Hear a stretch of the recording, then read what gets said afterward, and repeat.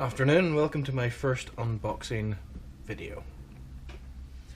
Been into quadcopters for a little while now, and this is one of the few that I've actually bought that I found to be decent. It's the RCTimer Indy 250 Plus, and I have bought one before, as you can see here, and I love it. Absolutely love it, so much so I've bought another. So here's the unboxing video. This thing, it comes complete, minus a few bits and bobs like the radio, but as you can see here, it comes with several different things.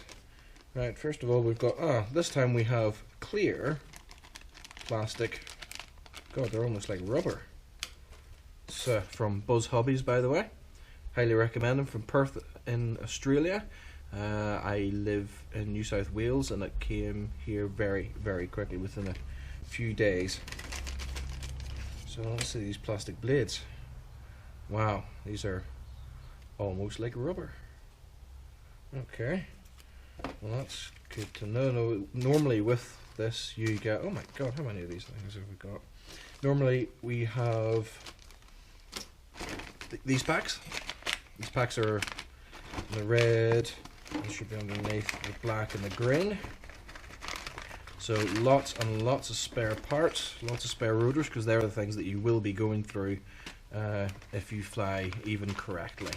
You will nick trees, you will nick branches, you will damage the props. So then we have the receiver antenna mount, 45° or straight up, but I use Spectrum, so which don't have very large wires for the aerials. So then we have instructions, assembly instructions, which is very easy. You actually see the exploded view there. You won't be needing to screw in any of these things unless you, of course, damage it. And you just get spare parts for them. So in this other bag we have more props, by the looks of it. They'll be starter props. We have lots of leads to go from the controller to your radio. Lots of different types. Those things there. I will probably be using that with any luck. But we'll soon see if I can get this thing up and running. And here is the RCTimer Indy 250 itself. So you can see, very nice carbon fiber, removable top plate here, so you can get at the innards and put stuff in and velcro various things to it. Underneath we have a 12-volt power for your camera, 5 volts as well, multiple pins there for 5 volts, and you've got your open pilot CCD 3D or whatever the actual stabilizing electronics is called. Got your power, the XT60 connector, and we have motors that spinning quite well, thank goodness. Some of these cheaper motors, you can feel a bit of roughness, and that means it will be difficult for the electric to turn them, and you can get errors that way, especially when you go into the open pilot software and configure everything. But apparently these things come pre-configured, but of course it's always best to do your own configuring before you fly. So I think that is all that's in the box. Yep, that is everything. Just pop the box over there. Now, since I bought my first one, I've had it out and I've flown it quite a few times, and it's fast. Now, I haven't tried it. Oh, sorry, here's the other thing. You've got lots of spare nuts and bolts, just in case things come loose, in case you crash things. You can hopefully not strip anything, but pop things back on to make sure that they lots of spares, absolutely tons and tons of spares. This is one of my has to be definitely one of my favorite quadcopters, because it is almost ready to fly, truly almost ready to fly. No need to, it's not a kit.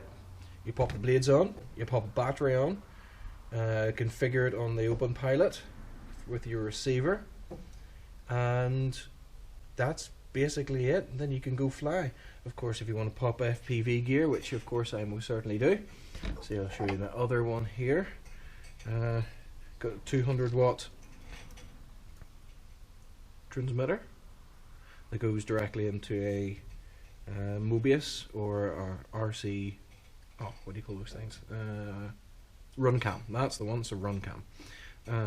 Of course, make sure you put your aerial on before you plug it into the power. Otherwise, it is almost instantly blown up, frazzled. Not good to use anymore. I use the Turnigy Nanotech battery, 1.3 size. It says that they're 45 to 90 C discharge, which is absolutely fantastic. 11.1 volts, that'll be 3 cells. And Mobius Action Cam do have a run cam as well. I prefer the run cam because the run cam is actually properly centered lens on it. That means it flies perfectly straight. You have to off center this slightly to for FPV, because it's ever so slightly. You can misjudge the width of things and the size of things as you're flying through the trees or whatever you're actually going to fly through. Built like a brick shithouse. I've had this thing come out of the air about 50 meters up and it just bounces. It's bent a blade, pop it off, pop a new one on. Absolutely fantastic. Haven't had any issues with it whatsoever. And you can't beat that, really. This is an amazing thing to actually be able to say you haven't had any issues with anything. Very rare for these cheap Chinese made things. But seriously glad about it. Yes, one thing that you don't actually, some people don't actually say, that there's little LEDs on the front of these things and on the back. So there's no need to put extra lights on. Of course you can if you want, but these things have already got LEDs built into the PCB, which of course is absolutely fantastic.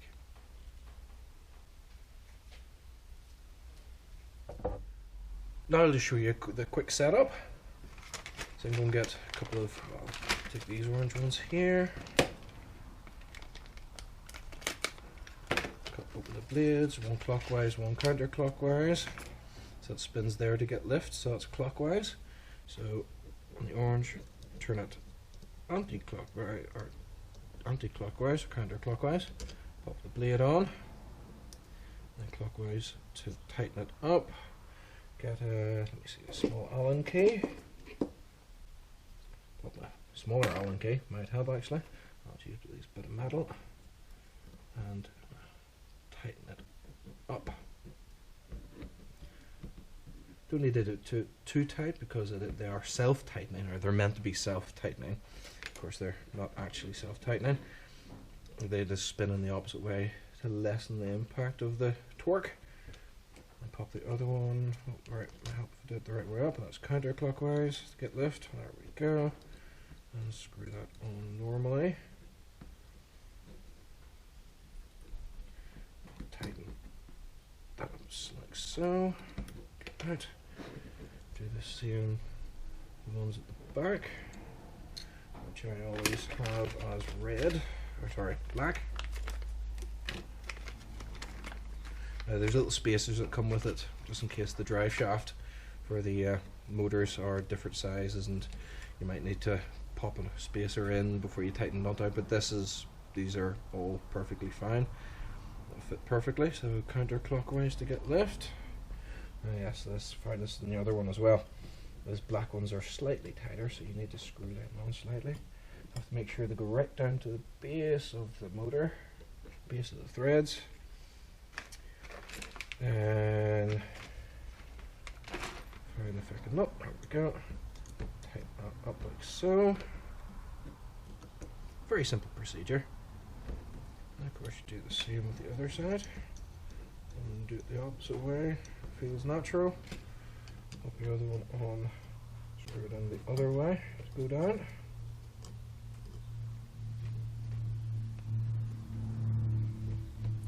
just tightens down at the bottom of the thing, and you screw it on like so, and then tighten that up.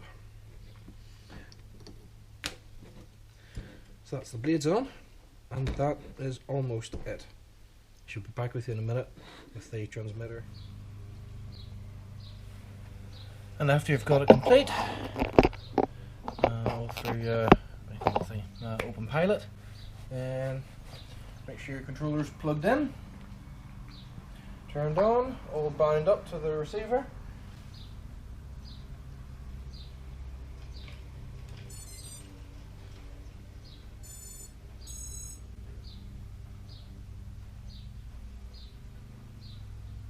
Wait for the green light to stop flashing rapidly, and just flash, flash, flash, flash. That should be it, ready to go. Of course, in open pilot you should have the arm and disarm. Mine's throttle off and then roll or aileron to the left. So here we go. 1, 2, 3. Beautiful.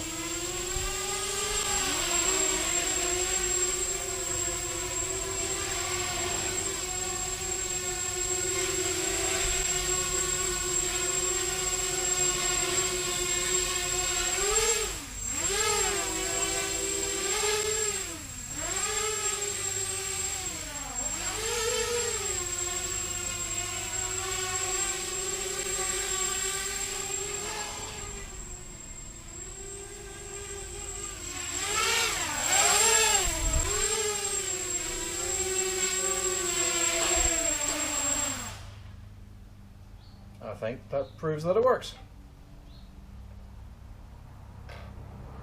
Just disarm the motor and then unplug it.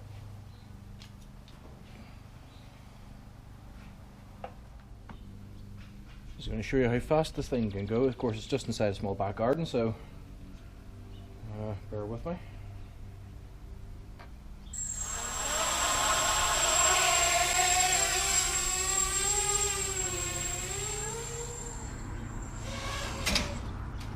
And you don't want that to happen.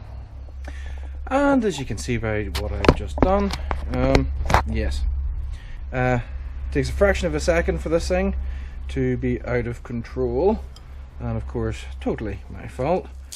I was worrying about camera angles and shit like that when I really should have been concentrating on, gotta get off, should have been concentrating on where I was going.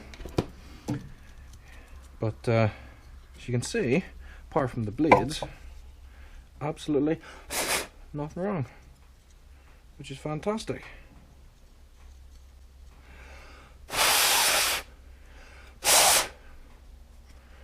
Blow out the dust and change the blades, and then should be ready to go again, really, which I should actually try just to make sure.